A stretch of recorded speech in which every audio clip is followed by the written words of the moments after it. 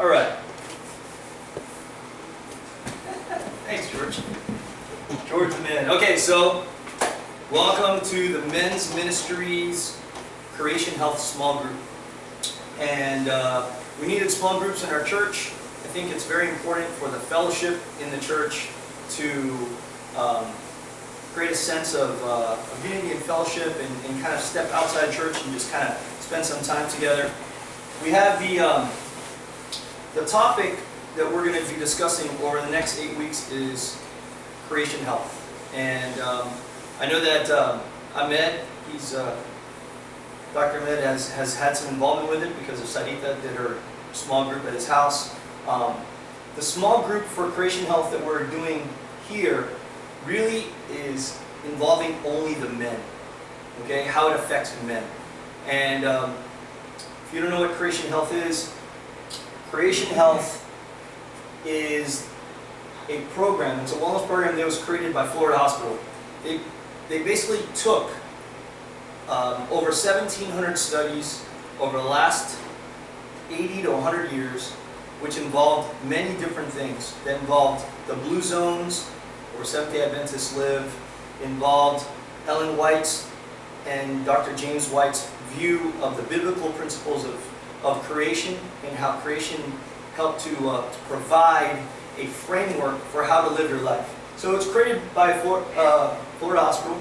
It's God's plan for living as seen in the Bible's creation story. You have everything that's in the exact wellness program is based on biblical principles, but then afterwards it's supported by scientific evidence. And again, that's the actual goal. It's basically living life to the fullest. And they took the living life to the fullest concept by focusing on what they call the 8 universal principles of whole person health. Those 8 principles basically make up the word creation. Okay? So how can creation help me? For the men, specifically for the men, it's going to offer you a realistic plan to help you. It's going to give you a list of effective tools, but also the biblical references that's going to enhance every aspect of your life. But especially going to help you to create some lasting changes. Okay? And again, those lasting changes make you a better husband, better father, better brother in Christ. Basically, when I looked at this, I've been to Celebration Hospital many times. I would walk in, I'd see all the program materials, and I'd see, creation health. I remember a year and a half ago speaking with Pastor Sergio Torres. He said, listen, Florida Hospital is going to unleash this huge program called Creation Health. You should get involved with this. And I said, oh, okay, no problem. I really didn't pay any mind to it, and then I started to read into it, and after spending time at that Celebration SDA church, I was reading more and more about it. Unfortunately, when Sarita was doing those small group classes, of course it's on Friday, the same day we have rehearsal, so it was very difficult to break away to go to the thing, to see those classes. So I was doing this, to building up the research myself. How does it work? Each letter in the word creation corresponds to the 8 universal principles of whole person health. Okay, so for every letter, C-R-E-A-T-I-O-N, there is basically a corresponding universal principle. Okay? Now, today's topic that we're going to talk about is choice. Okay? Basically, choice begins everything. Okay?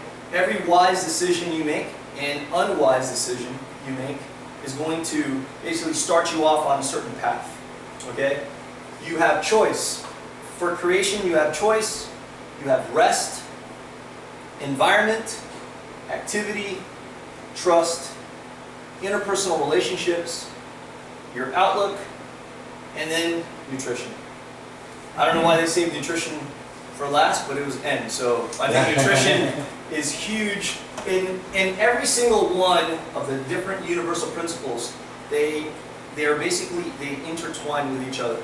Okay, much like 836. If you ever get on it, sometimes you'll never get off it. Okay, like there's so many breakaways on 836. At some point, you get back on it. They all kind of work together to create the word creation. And I thought it was pretty cool how they made this wonderful acronym and the different topics. But when you sit back and look in the Bible, All those different topics of choice, rest in the Sabbath, your environment, how you set yourself in your life, how much activity, the trust that you place in God, your relationships with people, your attitude, your outlook, and then what you put in your body.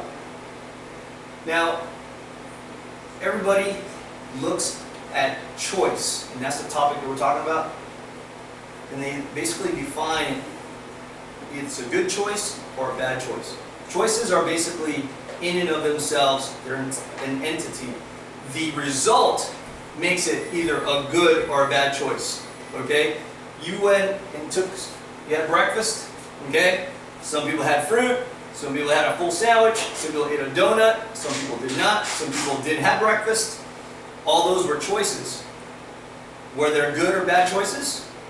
It depends on the corresponding result. If you don't eat breakfast, you're not going to have any energy. If you eat a poor breakfast, you're going to have energy that's going to be deficient. If you have a very good breakfast, you're going to have energy that's going to help you throughout longer in the day so you won't break down. Again, those choices led to a certain result. You came here today, why? Why did you choose to come here today? It was raining, we could have just canceled the program because there was a hurricane, but we didn't. Why did you choose to come? Everyone has that corresponding decision they made when they got up this morning to come here. You have a certain expectation, you want to learn something. The small groups basically allow us to kind of look at this program and discuss among ourselves, the topic and how it affects all of us. And really, what do you want to accomplish by being here? I know for me, when you teach, you learn. I know in Sabbath school, when I'm sitting with the kids, as much as I'm trying to teach, I learn. Because throughout the week, as I'm preparing, I'm getting more out of it, and sometimes you will receive more out of it than the people that you are teaching. So now we're back to choice. Basically, today's 30 minutes of kind of discussion, we're going to basically go over three things. The anatomy of choice, how choices affect us, the most important issues basically as men, and then how can I make better choices. So that's basically how the program is divided up. What is a choice? What are issues that affect me where I make choices on a daily basis? And then how can I make better choices? Okay, so those are basically how it breaks down like a quarter pounder. Okay, the meat, the cheese, the bread. Okay, it's not good for you, quarter pounder. 16 grams of saturated fat. It's not good for you. So again, going into choice. When you think of choice, it's very important to understand this is a conscious decision. No one's making decisions for you on a daily basis. Choice is a conscious decision. You make one every other minute of your life. You stand up, you sit down. You go over to the left, you go to the right. You eat something, you don't eat something. All those are different choices that you make. And all those choices lead up to who you are. What you are and who you are today, up to right now, is a sum of all your choices. Okay? Choice also, if you going from the standpoint of how many times you think that you're doing it, every day you make choices. Okay? That's basically my life every day. I get up at 4 o'clock in the morning, that's how I feel. You know what I mean? Which way do I go? I'm like a spinning top of all the different choices. Gotta get up, gotta get a protein shake, I gotta get to the studio, I got client A, B, C, D, all the way through to 7 o'clock. Every day you make numerous choices. And every choice you make has power associated with it. That's why they call it the power of choice. There is power in every choice that you make. Secondly, there is a result. Every choice you make, there is a result. So we can't make choices lightly, whether they're simple or complex, we can't make any choice lightly. And even if you don't do anything, that's still a choice. When you're paralyzed, when they call the whole concept of paralysis through analysis. If there's so much that you are reviewing, so much that you are looking at, it almost paralyzes you because you can't go forward, you can't go backward. You're paralyzed. That's where they create that concept of paralysis through analysis, over-analysis of a lot of things. You have 16 projects, you can't move because you have to invest all of your energy in every single one and you can't divide yourself into 1/16. It's got to be one at a time. So making really good choices will allow you to, and understanding what that choice does, the power behind it, will allow you to make better ones in the future. Continue on with choice. When we think of choice, and we really take it for granted, this was given to us. This is a gift in creation. Free will. That ability to choose your destiny was given to us in Genesis 1 at creation. The other thing is, because you have the freedom to choose, like in this country, we have the freedom of choice. That's awesome, but having that freedom is a whole other thing. Okay? You have the freedom to listen to whatever you want, the freedom to praise God or not. You have the freedom to praise a certain religion or not, to watch a certain show or not. All those things, you have the freedom, but then you also have the responsibility associated with it. And again, the level of responsibility that comes with it also has a level of consequence. I cheat on my wife, that's a responsibility I take on, but there's also a consequence. You know, I cheat on my taxes, I stole a book, everything, that choice, you're responsible, and there's consequence. And it's very difficult to look at that as an adult, much less as a child. Imagine, oh hey look, there's a stack of crayons here. There's a blank wall. Let me write my name on the wall. That was my choice. Not thinking of, okay, I'm going to get in trouble, the consequence. And usually you kind of learn, you build up a stack of consequences with each thing that you've done. And that's what you refer back to. And we'll get to that later, but really, oh shoot, that's hot. Ow, I just got burned. Okay, I choose to put my hand on a hot plate, now I'm burned. That's the consequence. Now I can't play the piano, type, write my name. I grabbed a giant thing of lychees on the top of a ladder. That was my choice. That was my responsibility. And there's a consequence. And when you next time you buy it. And again, when you see that sign that says, please don't stand here, remember, that's the first step, okay, towards improving your well-being and also falling off the ladder. Good way. Okay? So remember that when it comes to choice. And choices, we have so many choices, And again, they could be simple or complex. Choices like what you ate for breakfast, the shorts you wore, the sneakers you wore, those simple things. Do I brush my teeth or not? Do I brush my hair or not? Do I take a shower now or not? Simple. But the complex choices. Ahmed, should I sell my house or keep it? Should I buy this house or should I buy that house? Should I invest X amount of money to create value in this house or keep that money to use for this other thing? Those complex choices, so many variables associated with it, and yet the outcome with each of those choices are completely different. So looking at the result, is it a good or bad decision? It's going to depend. You can't, if we always knew what was behind the door, life would be easier, right? Every step of the way. But in Proverbs 6 it says, don't lean on your understanding, give it to God, He'll keep your path straight. Trust. Proverbs 3, 5, 6, right? So again, choices are simple or complex. The steps to making a choice, whether they are simple or complex, that's a little bit more of a system. And even if you think like, oh, I'm going to grab a donut and eat it, that choice, you did do every single one of these things. You established something, you weighed a decision, oh, is that sugary? Whatever, I'll eat it, it tastes good. Are there any alternatives? Oh yeah, there's fruit. I'd rather have the donut. You evaluated those alternatives. You choose the donut. You ate the donut, and now you're thinking, oh gosh, I shouldn't have eaten that donut because that was the sixth one I've eaten this morning. Or I ate the donut after I ate an entire plate of food, so now I'm topped off. Every single one, whether it's simple or complex, you go through this circle of the choice. Now, I talked to you before about the analysis problem and turning into paralysis. This is me most days, okay, with so many different choices every day. And When you have so many choices like that, it's going to give you some confusion, some frustration. You're going to look like that. You're going to be lost, perplexed, disoriented, bewildered. And all of those different things, when you have so many choices to kind of deal with, okay, you're going to have unsatisfactory outcomes. The best thing is, if you were able to whittle down, say, 5 choices, blonde, brunette, redhead, Caitlyn Jenner, or whatever, you can whittle out the 2 or 3 on the outside and keep it to 2 choices, okay? Make it a little bit more simple for yourself. It'll give you a better understanding of how to achieve what it is you want to achieve. Choices, again, they could be really simple, but then they could be really difficult.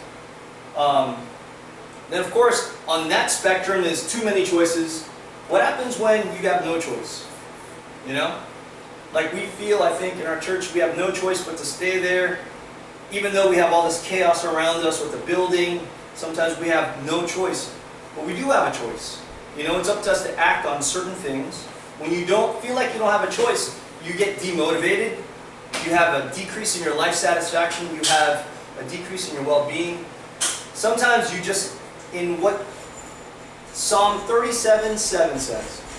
You can read that? 37:7, it says, "Be still in the presence of the Lord and wait patiently for Him to act." I think sometimes we try to rely on everything that we have in terms of what we understand is the problem, what we understand is the best solution. And then we get lost in that. And we think maybe we have too many choices or no choice. Best thing is to be still and know that I am here, I'm the Lord your God, and to wait patiently for Him to act. And again, through this process, I think that in my life, I've made pretty good choices. I think the best choice I've ever made was to marry my wife. And I think that has saved my life and has saved my soul. But still, through the process of putting this program together, and just this particular topic of choice, this right here really hit me very strongly, because I think it's one thing that I need to work on myself, is to be still and wait for God to let me know what's going on, versus to be pushing the door open and try to go through it as fast as I can or as hard as I can, because that's me. I'm a doer. Give me a project, I go. It's I'd be great in the military because I'd go. I'd get it done. So, looking at different things, I want to put a little case study together for you, and so I'm going to talk to you about these 5 wise men. And you tell me if you are in the same brainwave. There's 5 wise men entering a forest, a very large and deep forest. There are 5 wise men. They go inside. They don't know how to get out of the forest. They don't know which way to go.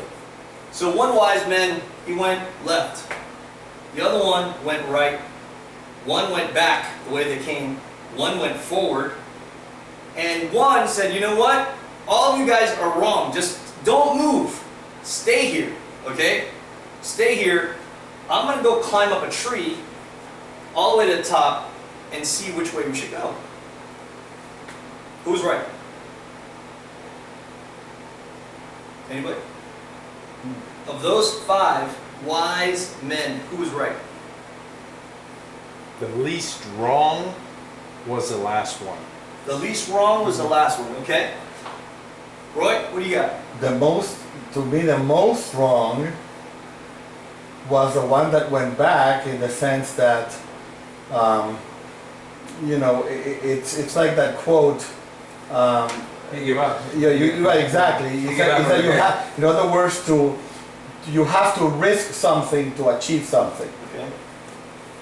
Ahmed, what do you think? I know you know the answer, so I don't say anything, Ahmed. So, who was right? When I looked at this case study, I was like, gosh, I think I agree with George. The guy that climbed the tree, he thought about it. I was like, okay, I go all the way up there, and I can see which way to go.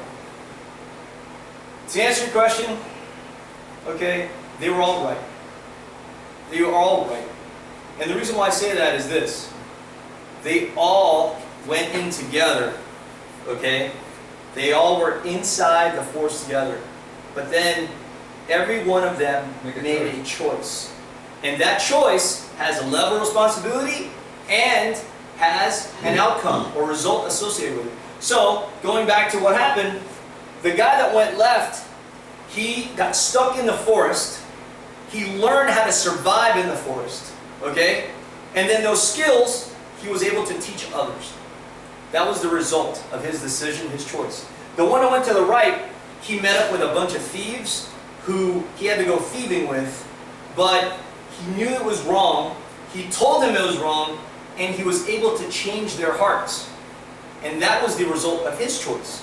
The one that went back, he was able to create a path from the opening of the forest so that people would not get lost going in. So he knew a way to get back and follow the guy that had gone forward. The one who went straight, he created a path forward. He was a pioneer, and he created new opportunities for people. And lastly, the guy who knew which way was the shortest way to go, he came back down, no one was there, but at least he had the brains to know which way was the shortest path. He became a specialist, and he was able to teach people how to get into shortest way. So each one of those wise men made their decision, knew the responsibility associated with it, and had a different outcome. What I tell everyone that I meet when they're making different choices, they ask me, because I deal with people every day, and they ask me the craziest questions. Should I cut my hair or don't cut my hair? Well, look, how do you feel about it? Would you feel better if your hair was shorter or longer? I ask them a lot of questions, then they give me more questions, and finally they make a choice. But it's their choice, it's not my choice, it's their choice. What I've learned is, every decision you make determines the life that you lead. Every decision. And I've said that ever since I was 12 years old, when I was trying to learn a bike and I kept falling and falling and falling and falling. And I kept telling myself, look, if I can choose to quit or I can choose to keep going. But either way, that's how I'm going to live my life. Either to quit or keep going. Every decision you make determines the life that you lead. That's your life. You can go to the left or you can go to the right. But the decision is up to you. And that's what choice is. You have many, many choices in your life. Choice of doing good things, doing bad things. Consider this. Sometimes the result is not exactly what you expect. Like this dude. He got a tattoo of Jenna, Rosalie, Jessica, Tina, and now Laura. Okay? He didn't learn from some mistakes there, so he just kept on going. Okay? Sometimes those aren't good choices. Sometimes the choices that people have make them an addict. Again, sin is fun. Sin feels good. Sometimes that's the result. Keep eating those donuts. Keep drinking sugary things. Sometimes the result is not what you want in that simple choice. In those simple choices, we can help people make better choices by how we act ourselves. Do you want to talk it out or scream it out? Those are things that we make choices every day. Sometimes we make the poorest choice and end up standing behind those bars, which a lot of us know. I know George and I have been through Emmaus. Half those guys in there are convicts that have pledged their life to Christ. They are not a bunch of angels. They're a bunch of sailors, pirates. And that's what they've looked through in their lives. Last week we helped a man who was homeless 6 hours. And again, I just want to give Hector, I just want to pat him on the back. It was such an amazing feeling at the end when we were driving to his house, and I told him, I said, you know what, dude, we walked with Jesus today. We walked with Jesus today because we helped someone who couldn't help himself, and we did it without wanting anything from him. And I got home, and that chicken that we ate with the rice and beans, it was the best chicken and rice and beans I had eaten in a long time. It tasted so good because I knew I earned it.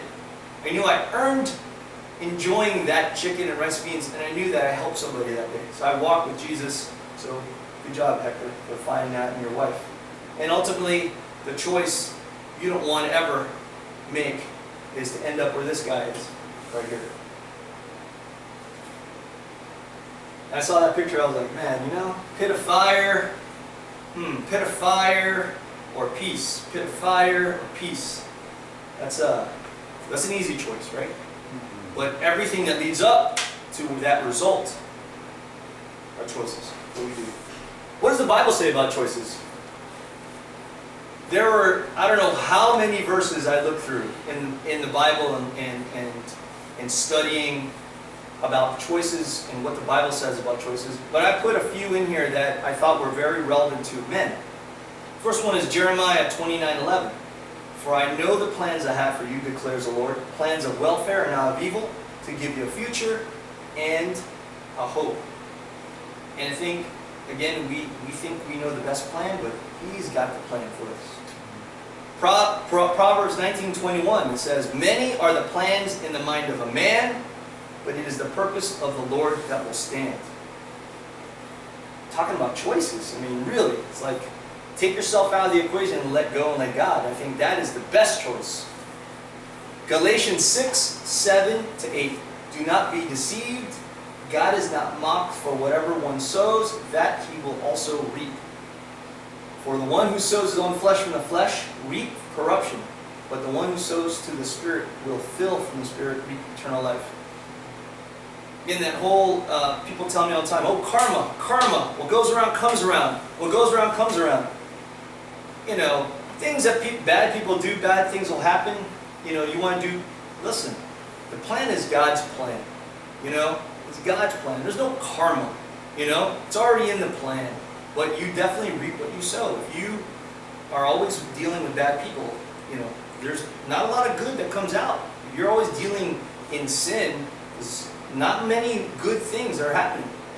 You dealt with what we did the other day of helping a helpless soul. I came in the next week and I had a hard week, but guess there was so many happy people to be there. It was like a joyous week after helping this man. And you reap what you sow. Matthew 7:13-14. This is one of my favorite verses. Enter by the narrow gate. For the gate is wide and the way is easy that leads to destruction, and those who enter it by it are many. For the gate is narrow and the way is hard that leads to life, and those who find it are few. I tell the boys all the time, I was like, listen, if you're going to enter through the narrow gate, you can't bring your iPhone, your iPad, your backpack full of goodies. I said, it's just you. And all your friends that have things and things and things, you want more things, the narrow gate can only accommodate you, your soul, not the things with you. You can't bring it with you. And lastly, just of the ones I chose, Joshua 24:15, and it is evil in your eyes to serve the Lord. Choose this day whom you will serve, whether the gods your fathers served in the region beyond the river, or the gods of the Amorites in whose land you dwell. But as for me and my house, we will serve the Lord. And I think that's the ultimate choice. And I think that's a choice as men's ministry. That's the choice that we have to make with each other in order to have the church move forward and bring more men into the fold. I think we need more walking in this way about choices to bring more men into the fold. I wish Ray was here. I wish Paul Lennon was here to see some of the things that we're learning today. And I hope they come in future sessions. I think it'll be good. Now, the big thing with this is the issues that have faced just men. Okay, Bible talks about choices. It's all great. It's in paper. We read it. The things that we face every day, what I face every day, these are the things. Financial pressure. We all got to work. We all got to make ends meet. If you have a single income household or you have a double income house, it doesn't matter because 93% of the population spends more than what they earn. 93%. There's only 7% that live within their means or under their means. Okay? 7% of the population. Why is that? Because when we go into college, the first thing that happens, there's a little table right here and say, yo, I got a credit card here for you. Look, $700. You could use it, you know, it's guaranteed, etc. So you walked in, you already $700 in debt after saying yes to that, you know? And that's like a vicious cycle, you know, right when you get into college. And even when you get out of high school, as soon as you graduate high school, you start getting stuff in the mail. You know what I mean? Say, hey, here, credit, credit, credit. And so 7%. So dealing with financial pressure and the choices we have to make because of that. Family life. This guy right here, he reminds me of 3 of my clients that want to just duct tape their kids to the wall, sit down with their beer and the remote control. Just leave me the heck alone. Leave me the heck alone. Family life. How you do with it. If you have more than 1 child, if you have 3, if you have 4, you have insanity, God forgive if you have 5. You know? Family life. How do you split your energy into 4 hungry for your 100% time individuals? It's very, very difficult. And of course your wife, who didn't talk to anyone the whole day. She spoke to no one the whole day because when you walked in the door, she just kept talking to you for 35, 40 minutes. And you don't want to hear it, you know, you just want to close your ears. You know, it's very, very difficult. Family life. Being the man. That's an issue. You know, I used to be the man. I know I was the man, okay? I knew I was the man. I broke my leg. I knew I was the man. I threw out my ACL. Being the man, you know, that's an issue that we face all the time. Here's a huge one. Your relationship with your wife, your sexual relationship with your wife, your libido. It's totally inequitable. 100% inequitable. And as you age, even more so. But you know, how many times do you go to sleep like that? And that's a choice you make, to go to sleep that way, with your back turned, because you're upset. You know what I mean? No one takes care of me. She took care of JJ, she took care of Jenna, she took care of the hedgehog, she took care of Justin. Nobody takes care of me. You know, what do I get? And lastly, some of the addictions we have. You know, I see a huge problem right now, at least with the youth, and how we need to break that up is the mindless work on like Minecraft and television and stuff like that. You know, I was talking to the boys actually going to Sabbath yesterday about Minecraft. And I said, you know that if you really sit back and think about it, Minecraft makes you God. Did you know that? I said, you are God in that little box of Minecraft. You are creating a world, you are destroying the world, you're creating things, you're killing things, and people come and visit your world, you can kill them, you know what I mean, or be friends with them, and you're God in your world. I said, but that's not real life. I said, if you apply that thinking outside in the playground, how many friends are you going to have? You know, how much time are you going to spend playing versus fighting? You know? So let's pull back from that a little bit. Let's pull back from, you know, Call of Duty. Pull back from some of the movies we watch. I mean, let's start pulling back from that, you know? And those issues that affect me are already affecting my kids because they're addicted to the dumb box. They're addicted to the iPad, you know? And these are things we need to help by acting ourselves. Talking about choices, with all that, what was a great story that I heard, and every time I look back at the last tile with all those guys and their choices with the tattoo and you know, being obese or homeless or being an addict, there was a great story that I heard a long time ago, and there's like a rhyme with it, and it says there are two wolves that fight within you. One that's right, and one that's hate. The one that wins will dominate. And that is an old Cherokee story that they talk about. And they teach the young men, like when they're 13, like in a bar mitzvah, they take those young boys and they go hunt wolves. And they go and they tell them, there are two wolves that fight inside you. Every choice there are two wolves. And those two wolves is evil, and there's one of good. The one of evil has anger, envy, sorrow, greed, regret, arrogance, self-pity, guilt, resentment, inferiority, lies, false pride, superiority, and ego. The other wolf is the one of good. It is joy, peace, love, hope, serenity, humility, kindness, benevolence, empathy, generosity, truth, compassion, and faith.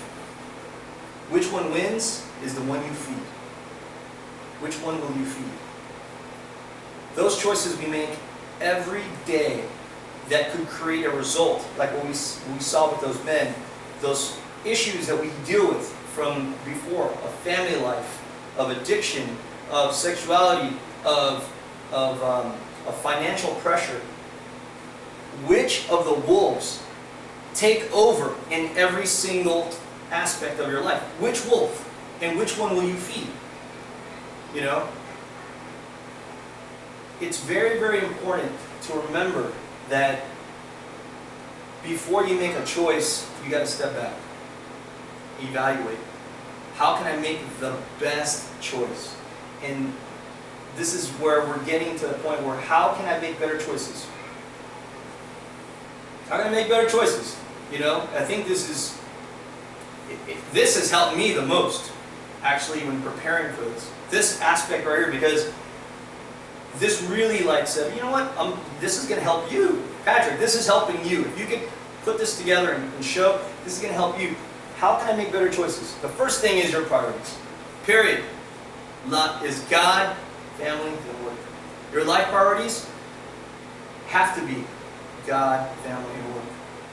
And if you take those wolves and you focus, God, all good, all good.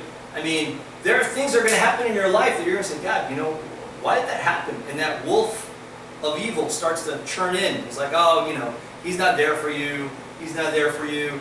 And then which one are you going to feed with God? Which one are you going to feed with your family? When you walk in the door and you walk in and there's chaos everywhere. Someone just stuffed a giant thing of toilet paper in the bathtub. Now it's clogged, you know. Someone burned the dinner. Someone broke their wrist in your backyard, like they did on Monday at my house. The girl across the street broke her wrist in my backyard. Fell off the monkey bars. It's like, which wolf are you going to feed? Work.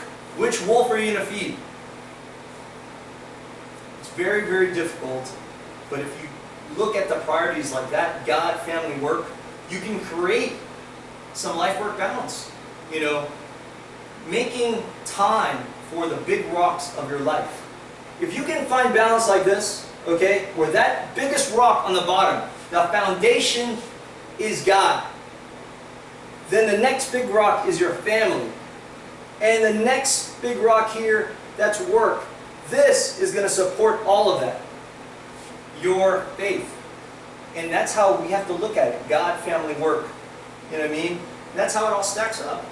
How we can make better choices. If at first we look at our priorities. That is first. How can I make better choices? How can I make better choices? This is an awesome verse that I find. Philippians 4:8. Finally, brethren, whatever is true, whatever is honorable, whatever is right, whatever is pure, whatever is lovely, whatever is of good repute. If there is any excellence, if there's anything worthy of praise, dwell on these things.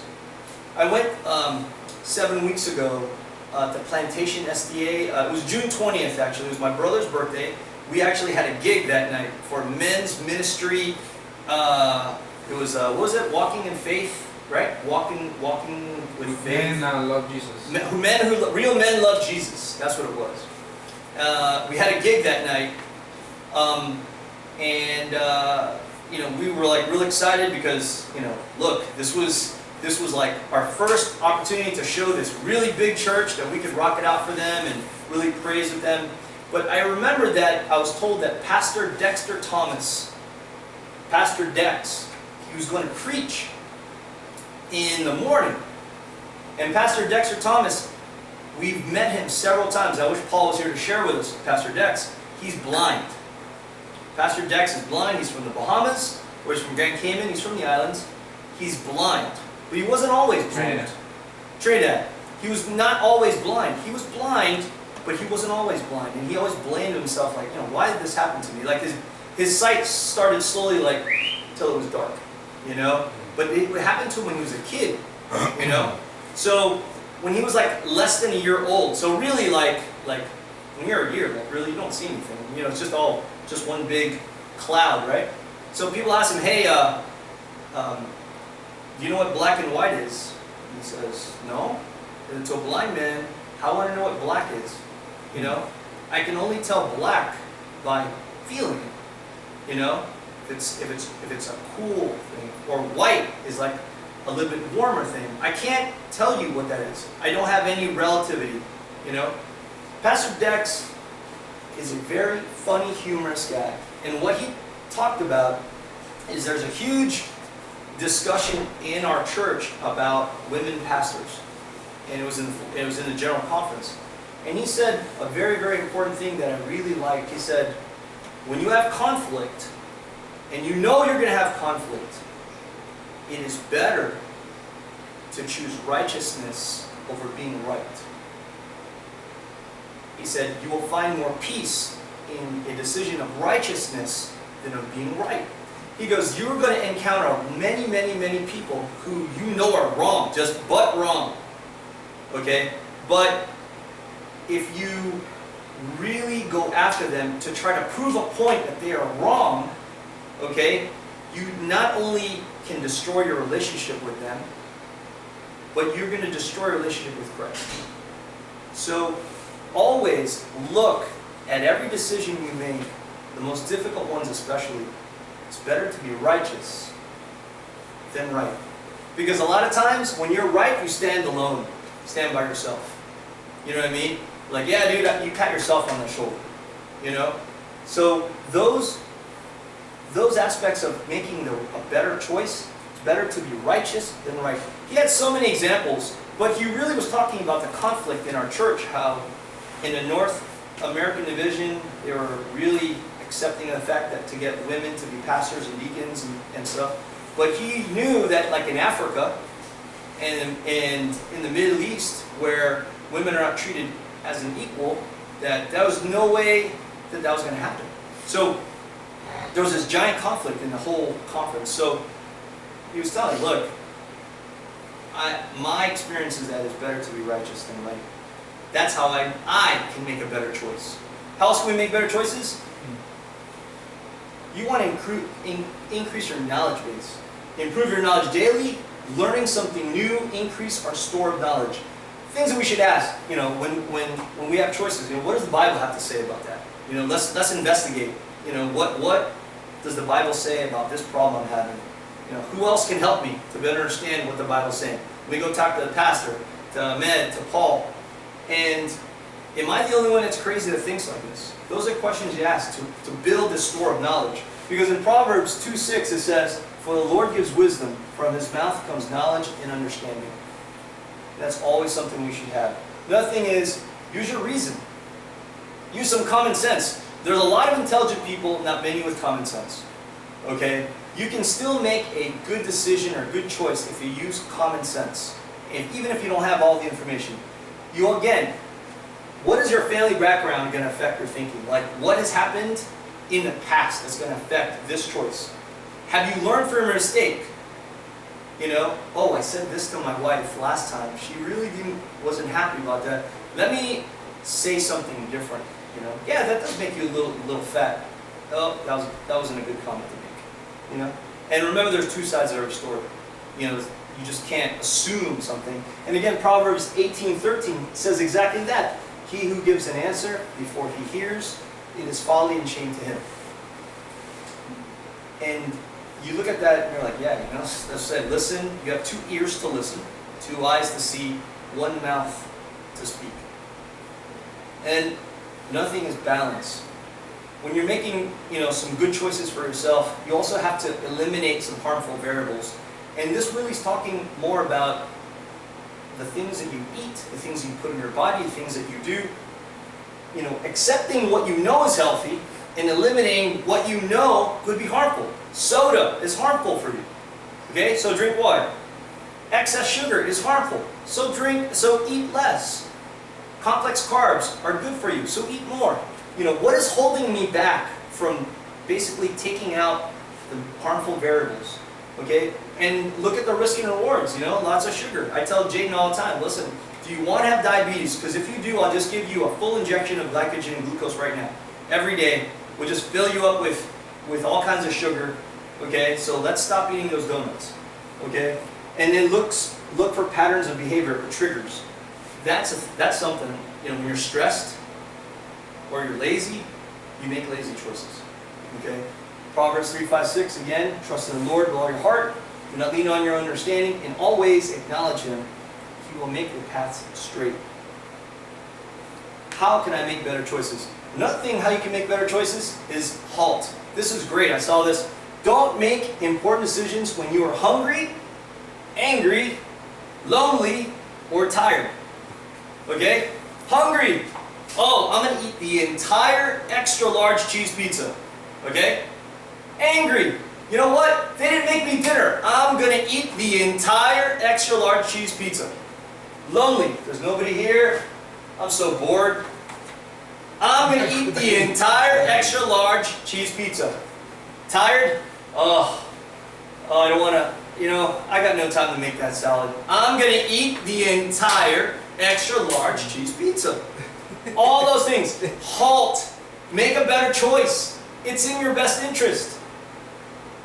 Another thing. Seek counsel. That's how you make a better choice. When something's going on, sometimes I feel the need to call the oldest person I know. That's Paul Mitchell. You know what I mean? I call him, yo dude, you got 3 minutes. He goes, you got 2. I said, okay, this is the deal. Okay, seek counsel. Okay? And he tells me all the time, 1 Kings 22:5. First, seek the counsel of the Lord. He tells me that all the time. Dude, listen, step back, ask God what to do first. Step back. And right here, James 1:5. If you don't have the wisdom, if you lack wisdom, let him ask of God, that giveth to all men liberally, upbraideth not, and it shall be given to him. Those 2 verses, I put them together, and I was like, wow, that's serious. That's like a double whammy for me personally, because you really when you have issue, oh, let me do it. Let me. No, let go. And first seek counsel to the Lord and ask Him repeatedly so He can give you the wisdom. How can I make better choices? This was something that we talked about the very, very first. It's called the trichord. It's the very, very first concept of men's ministry that I ever learned. And it was when Paul kidnapped me the first year. He kidnapped me and took me to the men's ministry in Camp Kalakwa. And he said, look, this is going to be good for you. And I was like, all right, whatever. No, this is really, you're going to enjoy it.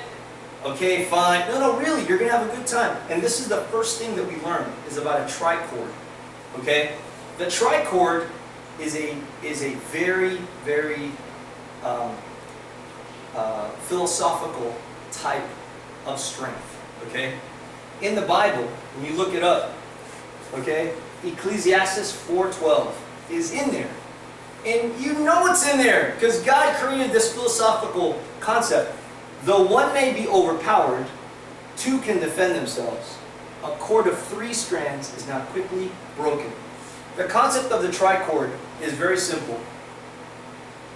It doesn't have to be just one set of 3 guys. It can be many, many, many sets of 3 guys. I'm very fortunate because Danny and Hector, I'm always with them. So it's a natural trichord for us. Okay? If that's Danny, Hector, and me, we're always kind of together and we're always bouncing things off each other. So if I'm slightly walking over here to the left, then Hector can nudge me back over. If I'm slightly walking over here to the right, then Danny can slightly nudge me over. The trichord, when it's wound up in 3, is very, very difficult to break. It is much stronger.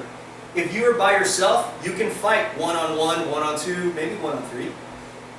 But if you have your buddy right behind you, watching your back, it'll be easier to fight 2-on-3.